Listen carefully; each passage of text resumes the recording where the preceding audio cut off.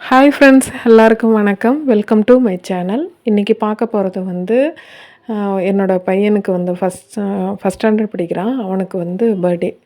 அதனால் அவனுக்கு வந்து பசங்களுக்கு அவனோட ஃப்ரெண்ட்ஸுக்கும் அவன் கிளாஸ்மேட்ஸுக்கும் வந்து ரிட்டன் கிஃப்ட் கொடுக்குற மாதிரி நான் பேப்பர் கப்பு, ஜூஸ் கப் இருக்கு இல்லையா, அந்த கப்பில் வந்து மேலே இருக்கிற அந்த ஒரு டார்க்காக இருக்கும் இல்லையா, அந்த லைனை மட்டும் தனியாக கட் பண்ணி எடுத்துட்டேன். ஒரு ரப்பரு, ஒரு ஷார்ப்னரு போட்டுட்டு 2 சாக்லேட்டு நான் அதுக்குள்ளே போட்டிருக்கேன்.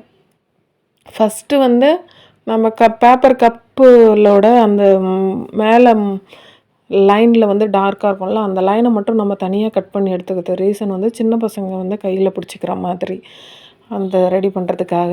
அவன் தான் எல்லாத்துலேயுமே சாக்லேட் போட்டுட்ருக்கான்.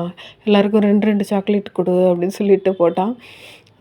5 ஸ்டார் வாங்கினேன். அவன் இல்லை நான் சாப்பிட்றேன், நீ வந்து எந்த சாக்லேட்டை எல்லாருக்கும் கொடுத்துரு, 2 சாக்லேட்டாக போட்டு கொடுத்துரு அப்படின்னு சொல்லிட்டான். அந்த ரவுண்டு வளையத்தை சென்டரில் வச்சுட்டு 2 சைடும் ஸ்டாப்லர் பண்ணிடணும். ஃபஸ்ட்டு வந்து நான் கால் பண்ணி மிஸ்ஸுக்கிட்ட சொல்லிட்டேன், இது மாதிரி ஒரு ரிட்டன் கிஃப்ட் கொடுக்குறேன், அதில் வந்து ஸ்டாப்லர் பண்ணியிருப்பேன். ஸோ நீங்கள் வந்து ஸ்கூல் முடிஞ்சதுக்கு பிறகு பேரண்ட்ஸ் வரும்போது கொடுங்க. அதே மாதிரி பேரண்ட்ஸுக்கிட்டேயும் இல்லை அவங்கக்கிட்டேயும் வந்து இன்ஸ்ட்ரக்ஷன் கொடுத்துருங்க, இந்த மாதிரி ஸ்டாப்லர் பண்ணியிருக்கோம், நீங்கள் ஓப்பன் பண்ணி கொடுங்க அப்படின்னு சொல்கிற மாதிரி நான் முன்னாடியே சொல்லிட்டேன்.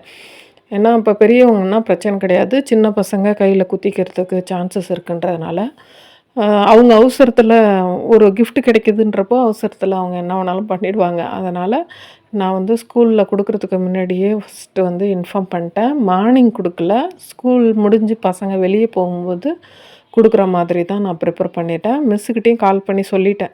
ஏன்னா அவங்களுக்கும் வந்து நம்ம இன்ஃபார்ம் பண்ணால் தான் தெரியும், இல்லைன்னா தெரியாது இல்லையா. அதனால் நான் வந்து ஸ்டாப்லர் பண்ணுறதுனால இப்போ கிட்ஸுக்கு சேஃப் கிடையாது. அதனால் கொஞ்சம் ஜாக்கிரதையாக பண்ணி கொடுக்கணும். பேரண்ட்ஸ் பிரித்து கொடுத்தாங்கன்னா கிட்ஸ் அதுக்குள்ளே இருக்கிற கிஃப்டெல்லாம் எடுத்துக்கலாம். இது வந்து ஒரு ரிட்டன் கிஃப்ட் ஐடியா மாதிரி தான் நான் பண்ணியிருக்கேன். கொஞ்சம் வாய்ஸு சரியில்லை, கொஞ்சம் அட்ஜஸ்ட் பண்ணிக்கிங்க. கொஞ்சம் ஃபீவர் இன்னும் சரியாகலை. நான் அதுலேயும் ஒரு சில வீடியோஸ் போட்டுக்கிட்டு தான் இருக்கேன். இருந்தாலும் கொஞ்சம் கஷ்டமாக இருக்குது. ஃபீவர் வந்து கொஞ்சம் போக மாட்டேங்குது. அது கூடவே கோல்டும் மிக்ஸ் ஆகிடுச்சி.